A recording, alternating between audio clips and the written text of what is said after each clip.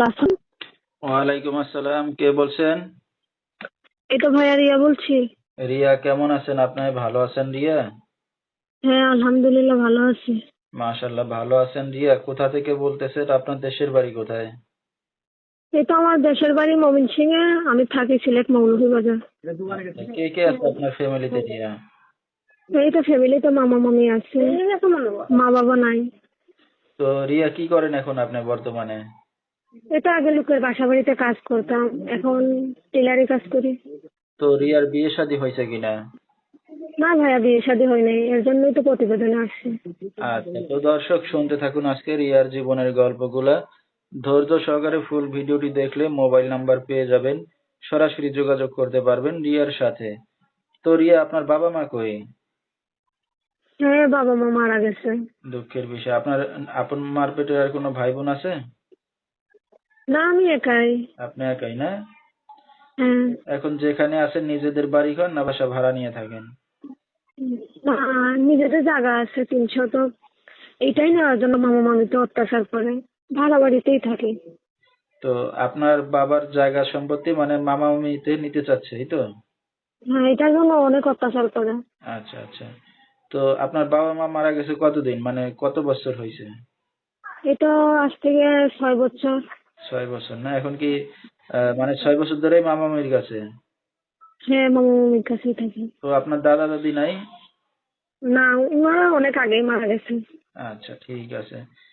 তো দর্শক শুনতে থাকুন আজকে রিয়ার জীবনের গল্পগুলা। যেহেতু বাবা মা নাই, এতিম একটা মেয়ে, তো কি উদ্দেশ্যে আগে আসছে মিডিয়ার সামনে তার বিস্তারিত গল্প শুনতে পারবেন ফুল ভিডিওতে। তো রিয়া, লেখাপড়া কত দূর করছেন আপনি? না ভাইয়া, টাকার জন্য লেখাপড়া করতে পারি নাই, আর মামা মামি তো এর জন্য লেখাপড়া করায়নি। করাইতে পারে নাই? আচ্ছা আচ্ছা। তো এখন কি কাজ বাজ করে টাকা পয়সা কি নিজের কাছে রাখেন না মামির কাছে তুলে দেন? না, টাকা পয়সা নিজের কাছে রাখতে দেয় না, মামি কাছ থেকে আসলেই নিয়ে যায় টাকা। আচ্ছা আচ্ছা। তো বিয়ে শাদী হয় না একটা অবিবাহিত মেয়ে যে অনলাইন মিডিয়ার সামনে আসছেন কি উদ্দেশ্য করে? এই তো মনের মানুষের জন্য আসছি, ভালো মনের মানুষ পাইলে বিয়ে শাদী করবো, এর জন্য মামা মামির কাছ থেকে দূরে চলে যাবো। আচ্ছা, তো এখন কি মনের মতো মানুষ পেলে বিয়ে শাদী করার ইচ্ছা আছে? হ্যাঁ হ্যাঁ আছে। আচ্ছা, তো আপনার সাথে দর্শক ভাইরা কিভাবে যোগাযোগ করবে এখন? এটা আমার ফোন আছে। আচ্ছা, মোবাইলের মাধ্যমে? হ্যাঁ হ্যাঁ। নাম্বারটা বলতে পারবেন আপনার ইয়া? না ভাইয়া নাম্বারটা বলতে পারবো না। আচ্ছা, তো দর্শক নাম্বারটা হাতে পাইছি বলেছি, এই নাম্বারে যোগাযোগ করলে রিয়াকে পেয়ে যাবেন। যেহেতু বাবা মা নাই, এতিম একটা মেয়ে, দেখার মতো কেউই নাই, এখন থাকার মতো আছে শুধু তার মামা মামি। তো আসলে নিজের বাবা মা না থাকলে যা হয়, দেখার মতো এখন তারা ছাড়া আর কেউই নাই।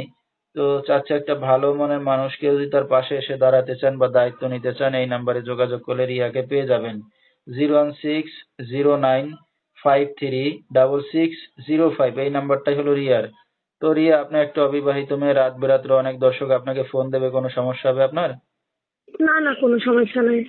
আচ্ছা, রাতে কি একাই ঘুমান না মামা মামির সাথে ঘুমান? না, একাই ঘুমাই। আচ্ছা ঠিক আছে রিয়া, আমরা অনুষ্ঠানের শেষ পর্যায়ে, কিছু বলার আছে আপনার আর? না ভাই, আর কিছু বলার নাই। আচ্ছা, তো দর্শক বিস্তারিত জানতে সরাসরি ফোন করবেন, ভিডিওর স্ক্রিনে নাম্বারটা পেয়ে যাবেন। আজকের মতো